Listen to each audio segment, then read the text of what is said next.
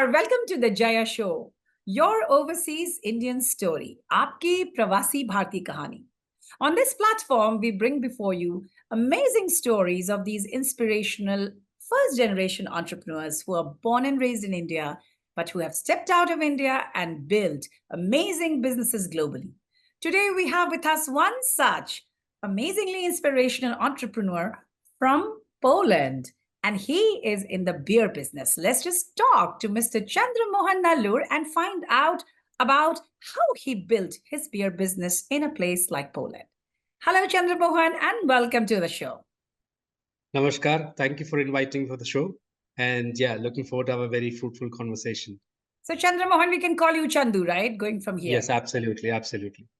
So, Chandu, tell our audience, where are you in India from? And anything about your growing up age back in India, which has influenced you and shaped you into who you are today? I'm originally from Kerala, a place called Palakkad in Kerala. That's where I was born and brought up. And I did my schooling till my high school in Palakkad and then moved to a city called Calicut. And I did my bachelor's in Calicut before flying out to Spain to do my master's. And I mean, of course, like for everyone, definitely shaping up happens when you're young and it starts at home, then school, then friends. And the best thing I always think is like we can always choose our partner, choose our friends, choose things. The only thing which you can't choose is basically your parents. So I have really great parents who never ever pressured, nor asked, nor taught me what to do in life. The only line which they always used to tell me was, education is the best gift which we can give you. We have given that. What you do with your life is your life. So that freedom to explore what they gave me when I was young is something which actually I cherish and I try to give it to my kids as well.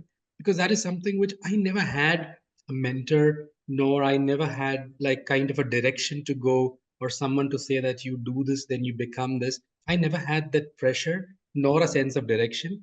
And thanks being dyslexic, I was like taking risk from a very young age, and my parents were cool with it. And also my friends, they were also like most of them were not judgmental. This is something which also helped me shape what I am and what I could do with things. Or I mean, this is how it shaped literally. So the So, risk-taking Chandu, you said, ability, sorry, you said you're dyslexic. Does that come yes. in the way of your education or your thinking of your forward journey in your career? Absolutely, because I don't measure risk. So I just go for it. I mean, so that's part of my dyslexia. That helped me a lot in getting things done because I really don't think if this happens, if that happens. So I've always had a positive, for positive look towards life, literally. So I never had that negativity feeling like if this could go wrong, if this could go that way. I never had that thought. I always go in the positive stride, and that's dyslexia wherein I don't really measure the risk which I'm getting into. So the dyslexia turned out to be really, really positive for you in promoting your entrepreneurial spirit.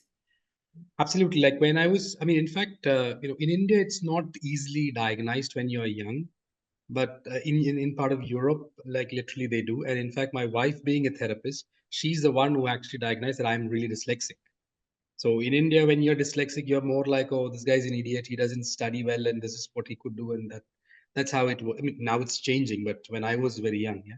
So that's something. And once she figured out that I was dyslexic, she was literally, buying books for me, even though I'm dyslexic and I can't read properly, but still, I just like certain set of books to read, especially biographies. So she used to buy me books of Richard Branson, who's dyslexic as well. Yes. So, and again, reading him, I understood that why am I acting in certain way and how it can be used positively in life. So this is how it helped. Chandu, did you always want to be an entrepreneur growing up, or this came later in stage? I always wanted to do something on my own. Literally, I always tried many different things, be it in different industries. And I always approached my work as like kind of a school where I could learn something getting paid so that in future, which I could do or use it for what I want to do in life. I always had something that I really wanted to do, like create something.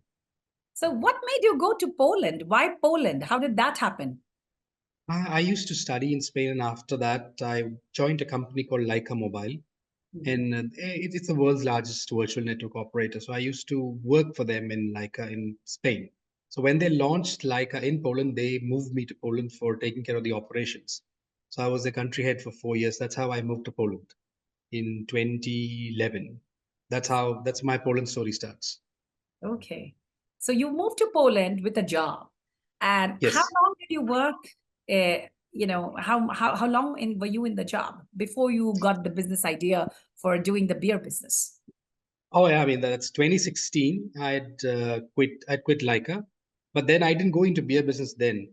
In fact, in 2016 I quit, and then along with four friends, we started a restaurant in Poland and also three. I mean, it was not a restaurant, like two restaurants in Barcelona and a small pub in Barcelona from Oh, 2016. And in 2016 till 2018, it went really well. And then came the terrorist attack in Barcelona and also this Catalan independence movement. And what happened was we actually had leased three properties in Barcelona for our business, but the business owner, he claimed bankrupt, and like he was defrauding the banks, it seems, and then the whole property was confiscated, and we lost, like altogether we lost around 7 crores overnight. Our properties were sealed because it was basically the owner hadn't paid up or anything for the bank, so it was all locked down and we had lost money over there. And 2018, this entrepreneurial journey came crashing down. In 2019, I took up a consulting job again with Leica as an external consultant for Portuguese and German markets, and then joined an organization called Indo-Polish Chamber of Commerce and Industries, which is actually a commercial partner for the Indian Embassy in helping out entrepreneurs from or businesses from India to explore the European market, and likewise Polish entrepreneurs to explore Indian market. okay. And one such client of mine from Varanasi, he had his partner in Poland, and they were the ones who were entering the rice business. So I was fronting for them over here. Okay. And likewise, like a clientele over here, African community in Poland, they had ordered rice flakes. I think it's part of their breakfast routine or something. It was not a big quantity. It was like 5 tons in a mixed container, and it was just about like 4 days to dock in Hamburg. That's when the Russian and the Ukraine war started, Okay. and the Polish currency and the US dollar went haywire, and the whole deal collapsed. And then from there is when this whole beer thing comes into, I see. because like initially we tried like to sell it or try to do a deal with pet food companies that if they could use rice flakes. And that's when I realized like actually pets eat better food than us because it takes 9 months to get certified. Okay. And then, when that was a long game, the next idea, you turn to Google to check what can be done. That's when I read about a beer called Kumban, which is based out of UK, and they use this Palakkad and Matta rice. So then we approached few breweries over here because there was a guy in Poland, again a Mallu, I mean, from Kerala, literally. He had opened a beer business called Calicut. So he was a good friend of mine. So I asked him, I approached him like, there is such an option. So can we get it done? So he did introduce me to few breweries. And one brewery had said that like that is possible. The only thing being that you have to order 2000 liters. That's like around 4000 bottles. So we are not in this business. And so all of a sudden you are to sell 4000 bottles of beer if you really want to like get the whole thing done. So I go back to the same, the rice importer and ask him if he could talk to a few restaurant friends of his that we can do a white label beer and just finish it off through them. And initially, that is what we did. We didn't have any brand name or any plans or anything. But to the surprise, what happened is the beer, once we started floating out in the restaurants, it wasn't the brewery's name itself, but then the restaurants started reordering it. They were asking, like, where do you get this beer from? This is pretty good. Why don't you come out as an Indian brand? Because this is selling really well. So I did really inquire, like, why is it selling well? Is it like some sort of new beer thing, and like, people are just happy to try something new? Is that the reason? Because you cannot step into something wherein it's just for the fascination of it, yeah. Yes. But we did a research on it, and this was more like the beer was very smooth. And usually, the Indian beers which is available at that point in time in the market were Kingfisher and Cobra, and beer called Kama Sutra. Compared to all these, our beer was super light, so they could drink two and not feel heavy. And the one major point which usually the consumers said was they don't have this burping sensation after having ours. So that is one thing which they made them like the beer. And again, going back to coming out as a brand, there were already 7 Indian beer brands in the market. So if I had started one more, though I did start, and it's an Indian beer brand, but it would have been the eighth one, which would be very common. It's like Kingfisher and Cobra are famous Indian beer brands. People know that. And that is actually one reason why Kingfisher cannot be sold in any other cuisine restaurants because people think, oh, it's an Indian beer. It goes with Indian food. Cobra, the same. And if Okay. I put, there are beers called Kama Sutra. There's a beer called Goa. There is a beer called Taj. All these words are so synonymous with India. People think, it's an Indian beer. You eat with, you drink with Indian food. When I came with Malayali, the whole idea was only Indians know what Malayali means. For a white, it's like reading Heineken or Carlsberg. Correct. And nobody says Heineken is a Dutch beer. It's an international lager. Again, coming back to Carlsberg, nobody says it's a Danish beer. It's considered an international lager. So I thought like Malayali can be the international lager, basically representing India everywhere. Because our consumers in Europe are whites, basically the Polish. They are the ones who go to Indian restaurants to drink. More than Indians drinking it, they are the ones who are drinking our beer. That's one reason why we became quite successful. And if you look at Google as well these days, most sold Indian beer in Poland is Malayali. We outsell Kingfisher in many restaurants where we are in.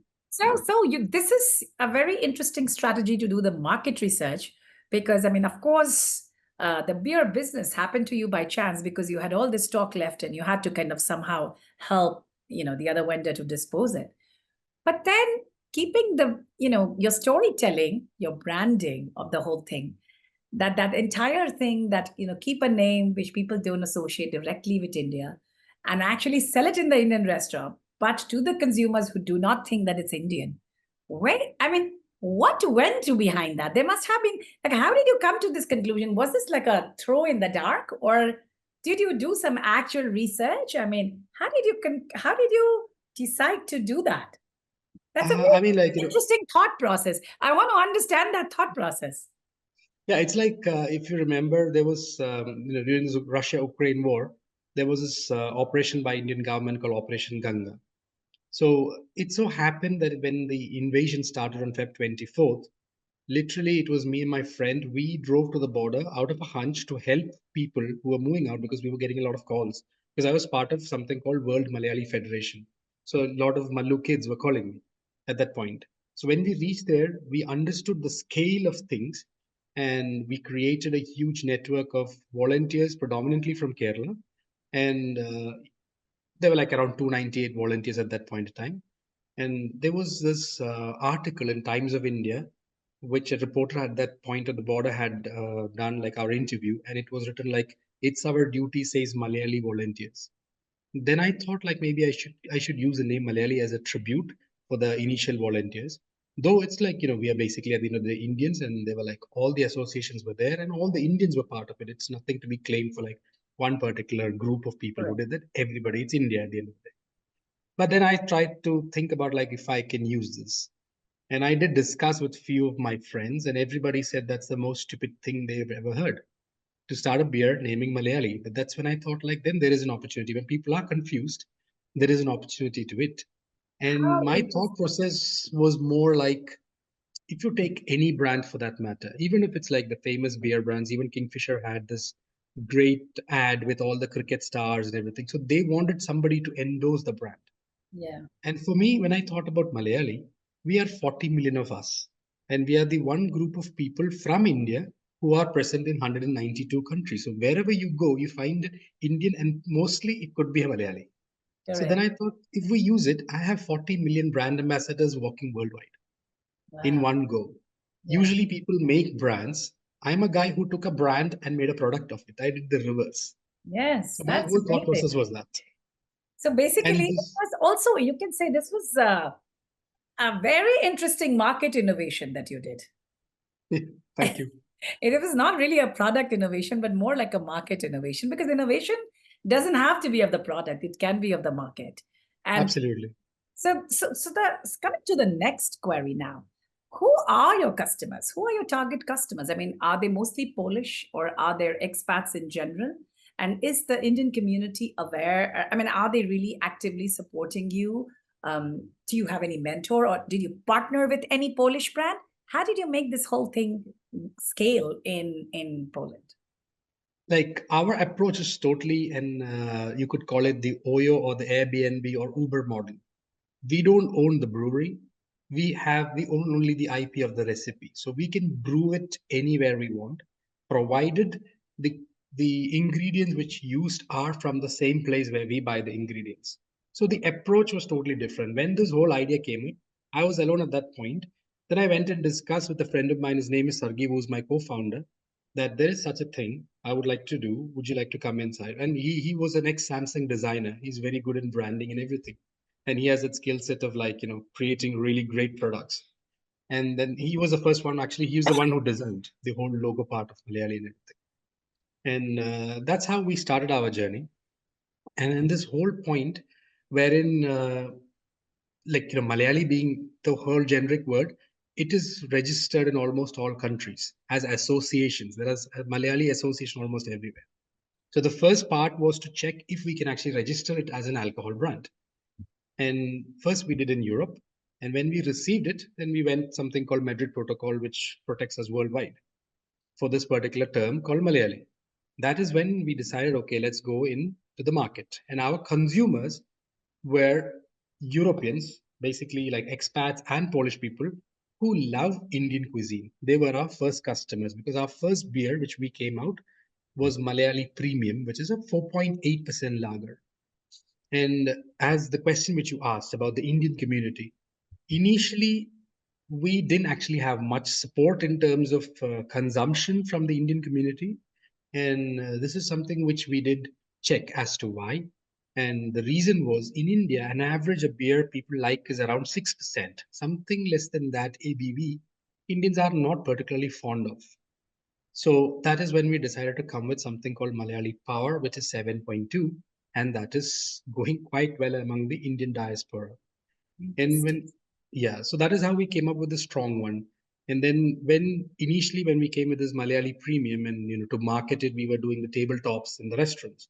So the tabletops were either in a three-faced or a two-faced, the paper like the triangle-shaped ones, which you have to keep it on the table. So we have the product called Malayali Premium. What do we do with the other side? We didn't know. So me and Sergey, we came up with the idea that let's mock up a product called Malayali non-alcoholic and keep it and see. When we never had the product. And then we put it in the restaurants, and the restaurants started ordering Malayali non-alcoholic. So we came up with a new product called Malayali non-alcoholic, because that's the only Indian non-alcoholic brand in Europe. So that is how Malayali non-alcoholic started. And that is targeting the families wherein either mother or father is driving on a weekend and the others are coming to the restaurant. So designated driver could enjoy a beer, still it's non-alcoholic and still can enjoy a beer and still can drive without a problem. So now, do a lot of Malayalis drink beer? Because I hear from you there are other brands which are also named Calicut. I mean, is beer more popular in Kerala, in India, than other states? I mean, not really. They love strong drinks, strong spirits, literally. But here in Europe, in generally, when they go to a restaurant, more than strong spirits, the business is based on the beer because there's always something to do, aperitif to do with the food which they consume. So that is one target market which we went in. And usually it's like even Malayali population here in like Indian population here in Poland is around like 40 to 50,000 people. That's all hardly in this whole How 40 is million how is square. your beer doing now? How in comparison with the other Polish beer? Where are you placed right now? We are actually not competing a Polish brand at all because price wise we are more expensive than the rest of the other beers. We are literally we are in Indian restaurants, predominantly in the Indian restaurants, and we are also selling in a couple of Mexican, couple of Italian places. I And see. that's there, like non-Polish restaurants is what we are basically going into, and that is where we are predominantly being sold. And we don't really sell in every Indian restaurant. That is also something like once this came into being a pure business, then there is always like we did plan how to place our product and why it should be placed here, and all the reasonings were done. So we do look at like with the high footfall so that the food is fresh in those restaurants, and we associate only with those restaurants wherein our beer is having a good churn. Because if you Yes. keep a beer has a life. So we don't want something to be like, something staying on the shelf for like 10 months and sold at the 11th month, and the people they're like, yeah, this beer is not good or whatever. So we wanted Correct. something which will fly off the shelf faster. So we purely concentrated on those restaurants, and we marketed the restaurants well as well, and also the combinations, food combinations well. So our beer is selling really well. And thanks to like, the beer being good, because for a normal European, it doesn't matter whatever the name is, he needs to get a good beer. They Yes. are not like, especially when it comes to like a Polish will be very kind of a fanboy for a Polish beer, but for a foreign beer, for them it's only like which one is better than the other one. So And how in big that is way, how big is the Indian restaurant market in Poland? it is massive. Let's say a city like Warsaw, where the population is 2.1 million, there are 144 Indian restaurants. Is it? Wow. Yes. And Wow. consumers are Polish and the expats more than the Indians, because Indian consumers, they prefer to cook at home mostly. Of course, Uh-huh. they do go to the restaurant, but predominantly the market is for the Europeans or the locals, for the Polish. Polish love Indian food. They love Indian culture. So in your Because beer, have you yeah, incorporated your Kerala, like some sort of Kerala heritage, Kerala taste? Or no, you just have named it Malayali, but you have made sure it appeals to the Polish palate? like of course there is no ingredient from Kerala or from the India. It's only the rice flakes, but Mhm. there is something on the bottle which is written in Malayalam in our language, I which see. says "Sadhanam Kayilundo." That means, do you have it? Do you have some? Do you have the thing with you? Because when Keralites travel back and forth to between countries, the first thing the friends ask is like "Sadhanam Kayilundo." That means the question is like, did you bring a beer bottle or a not a beer bottle, actually alcohol bottle? That's a typical question they ask. And it's also part of a famous Malayalam movie. Especially this line was used by Mr. Mohanlal. So it's an iconic line. So we use that on the bottle I in our see. own language. So who are your main competitors in the market, and how have you distinguished your brands from them? What strategies Uh, have you employed? our main competitors are the other Indian brands which are available. Hmm. And obviously, like, Kingfisher has a legacy, Cobra has a legacy, and they've been in the market for quite a long time. So for us, for like smaller companies like us, it was very easy when you throw ourselves to already compare with the biggies, Correct. rather than like giving like, like, okay, they are big and we are small. We were the David and Goliath story, literally. So every restaurant, every place, we started doing this comparative study. We used to like, have interviews with the consumers, do pairing, do testing, and literally we got to know that if the restaurants where we are selling, from the restaurant owners and also consumers, we actually now at this point we outsell Kingfisher 3:1. Malayali sells three, Kingfisher sells one. So that is Wow. the whole point. Because literally, Kingfisher is not the same Kingfisher which you get in India. Because Kingfisher is brewed in Austria, in Linz, here in Europe. It's basically Heineken in a Kingfisher stickered bottle. I see. And Cobra, again, Cobra has nothing to do with India anymore. It's Molson Coors, an American company, brewing in Belgium. So that even for Malayali, we are nothing to do with India apart from that we have rice flakes from India. We are brewing it here. So it's like having a chicken tikka masala in Paris. It's nothing to do with India. Chicken is French, only the masala is from India. It's the same combination. Correct. So when we have this advantage of like, those two in the market for a quite a long time, people wanted something different. People got something light. And the best part was that the burping feeling, because usually the restaurant business guys also look how many bottles of beer do they sell. So normally with a meal, they sell one bottle of beer. When it comes to Malayali, they're able to sell two. And especially what they said is like even women like your beer. It's pretty super light. So these were the advantages we had, and we focused on it. In fact, we ran an ad campaign because there are a lot of Indian movies which normally get released in Poland and also the rest of Europe. So we use that as a medium because there's a large foreign diaspora, like Polish or expat diaspora, which come to love Indian movies, and also the Indians who come to love the movies. I mean, to watch the movies literally. So we ran a campaign which said, if you don't drink, don't start. But if you do, know what you drink. Because what we do, because we really wanted to communicate, like in our beer, what do we use? We have nothing to hide, literally. Water, being treated in a plant we are using in Poland. Now we have brewery in Czech, we have brewery in Estonia, we have brewery in Lithuania. But the product, the hops which are used in the beer, the world's best come from Czech, where Budweiser takes it from. We take from the same place, the same SAS hops. We pay the price and we take it. The malt we take from Bavaria. Bavarian malt is the world's famous malt. So we take from Bavaria. And rice, India is known as a rice power. And we take the rice flakes from India.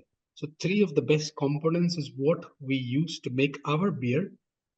We use only the best because you deserve the best. The consumer deserves the best.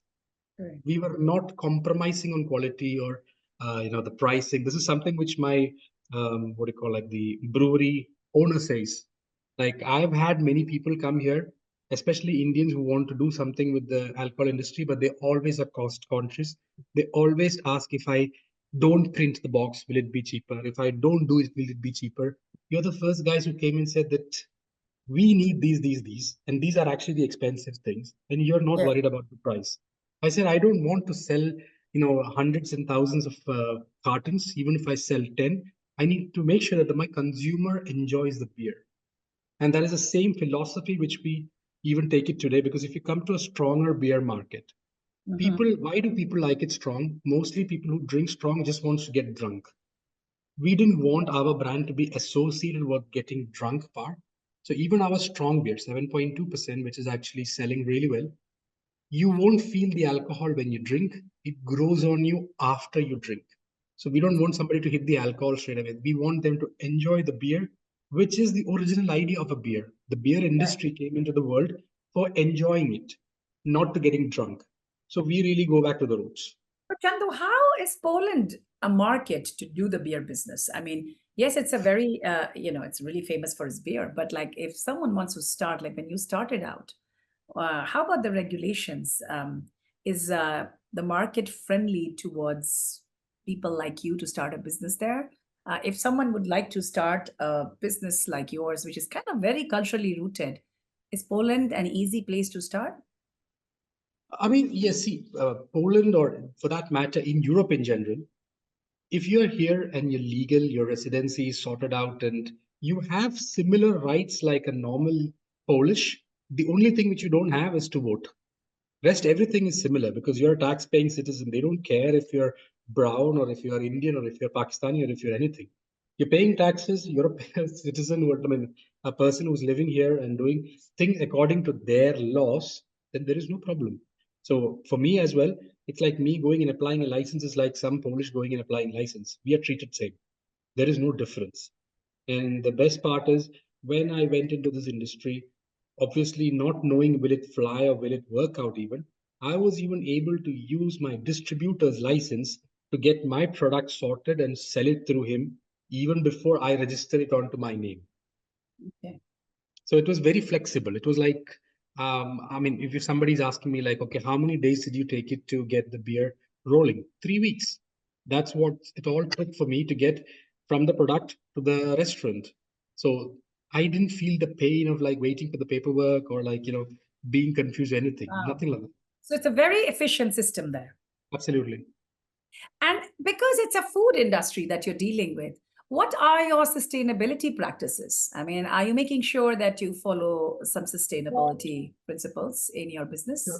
Yeah, the thing is like the partnering breweries which we partner with are all certified. Hmm. And we only partner with these breweries where the way we work is like, as I said, like we get from Bavaria and we get from Czech Republic. So what we did was we went to these two places where we source our products, and we asked them the list of breweries which they are supplying to. Okay. And then we found out where both the products are going, the common breweries where it is. Then we approached them. We looked at their certification, the history of their whole product line. And because like here, every 3 months, the audits happen in breweries or any beet food industry. So we made sure that they're certified with all this. And that is how we sign contracts. Like, for example, we are having a list of 47 breweries where both the components go, but we work only with 9, I see. because those are the nines which have been having a history, like starting from 1850s or 1700s or even 1920s. But then sustainably they have a different product line and they work with different brands. and they have won the certain awards and they have the certification done. The one which we are doing for the Middle East, this brewery is based in Estonia and they are halal certified, so which is very important for the Middle East. So we look into every single point because mostly what people think is about, as you said, product line, like cheaper product you sell faster. Yeah. This is a consumer business. Cheaper could sell faster. It's like colored food or whatever, but you're going to kill somebody else at the end of the day, their health. I'm not saying that alcohol is something which is great to be sold, but Mhm. at the end of the day, whatever we do, at least a product is better. People enjoy it. The consumer is buying to enjoy the product. We are not into a competition that I have sold more beer because I'm cheaper than my competition. I would love to sell less, but my consumers are happy and they repeat it. There is a repeat value to my product. So at this point of time, are you mostly focused on Polish market, or are you also scaling now to the other markets? We are in 13 countries as of today. How big is Uh, your business? What is the revenue? I mean, we just did like 1.8 million euros last year. I That's see. what we've done. And we started in November 2022, November 13, 2022. Oh, And we just landed our seed funding like 3 months back okay. with a That's valuation of 4.5 million US. So yeah, that's how it is. so up We are until in now, 13 you did countries not now. raise any funding. So this was your first fund. Yeah. Before there was no funding. Literally, what I did was we created the product. I made sure my distributor pays for the product. He takes it and I help him market it. Very And nice. every single market, every single distributor, I take a 50% advance and literally I produce it with that money and then I sell it and like take the next 50% before I ship it out. So Wow. I was like always on a cash upfront business because I never had the cash to put in myself. So that's how it worked. I always love businesses which are very cash flow positive. Yeah, Anyway, so we so do Chandu, we the do next that. question is, you says you're in 13 countries. Are they all in Europe, or are you also scaling to Middle East? The Middle East. We are, in fact, in UAE. Our presence is in UAE right now. It's like our third container which just went out, and we're selling in Abu Dhabi through Gray McKenzie and Partners, which is part of the AD group. The MMI group is basically the one which owns Emirates. So they Mhm, are like split into seven, and this is part of the Abu Dhabi MMI. The company is mhm, called Gray McKenzie. Then we are in Bahrain through a company called African Eastern, and we'll mhm, be soon in like all the seven Emirates, including Dubai because we're mhm, waiting for the cans to sell. First, we sold was the bottles, but bottles are not working out well for that particular market because mhm, the bottle shelf life is lesser, and also the beer in the bottle gets affected with sunlight and different temperatures.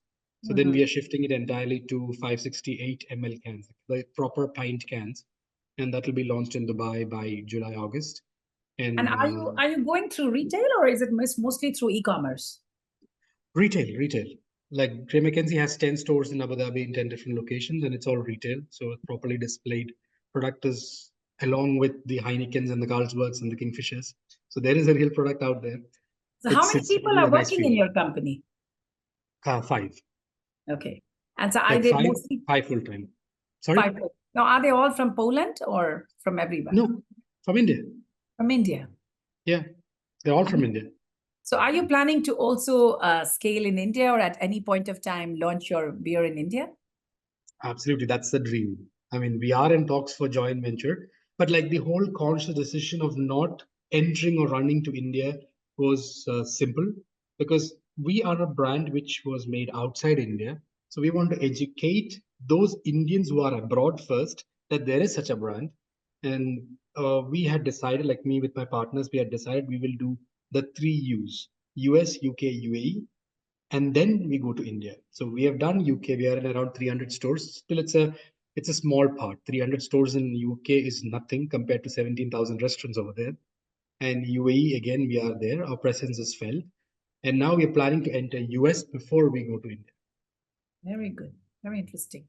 All right. And how do you give back to India as an Indian in Poland? I do really like it's when you come abroad, the only or the best possible way to give back is through the organizations or the associations and help out the young Indians who come here or who are in need for certain things or for mentorship and everything. And that is something which I do. And interestingly, there is a university called Koziminski, which is basically the top university in Poland. They had invited us to give a session to their international and like national students who are doing MBA, because they found our story really interesting, the growth and the whole part. So we're going to educate them again, or educate, like, kind of go and give a talk for them, motivate them literally, and say our experience, so that somebody, if someone wants to like really do it, it'll be easier for them to do. Okay. So, Chandu, a little bit fun question that will gaze into your Polish life, Yeah. an Indian's life in Poland. What's your most favorite restaurant to go to in Poland? Mr. India. That's an Indian restaurant, I assume. That's an Indian restaurant, and that's the Indian restaurant where we put the product first. And he's the one who told us, like, why don't you guys come as an Indian product? This is a pretty good beer. You can start a business. And he's And more like a brother to me as well. which beer of yours you think, or would you recommend, that goes best with a Polish staple and with the Indian food? Obviously, Malayali. Okay. But within Because I don't know Malayali, if you, I don't know if you know that I'm a teetotaler. So I've never had alcohol in my life. So oh, I really? really can't say which is better than the other one. But anybody who asks me, Malayali is better. What's your hobby outside work? Like, I literally don't have a different like set of hobby, because almost all the time I'm working. The other time which I spend is with my kids, with my daughters, and that is all I do. Like, apart from that, I really don't like go into reading or music or anything. I'm not fan of it. I'm not fan of it at all. What do you I do? love work. What do you do in Warsaw that keeps Yeah. you connected to India? I mean, being part of the chamber, being part of the associations, being part of, like the different events which is happening. Let's say like there is a holy event happening this 30th, Malayali sponsoring the event. There are different dance workshops and culture shows happening. Malayali is part of it. There is cricket happening. We sponsor a cricket team. There is football happening. We are sponsoring a football team here in Europe. So all these connected events which are connected with India, I'm almost always there. We support, we help them. So that keeps me like connected to India. What would your advice be to a young guy who's looking to have a business like you in any place, and especially in a European country like Poland? First thing they have to understand is like everybody are humans and the whole world is one just ball. Borders are done by people like us. So it doesn't matter where you are in India or Africa or anywhere. If you want to get things done, you can get things done. You just have to go and figure out yourself. Just you have to understand something. Entrepreneurship is not like, Instagram, it could be glamour, but in reality, it is not. Literally, be prepared to be alone. If you have the strength to be that, go for it. Just open mind, learn, and also learn how to fail. You fail earlier, the better. How interesting. Thank you so much, Andrew, for coming to our show. We wish you Thank you. all the very best in all your future endeavors.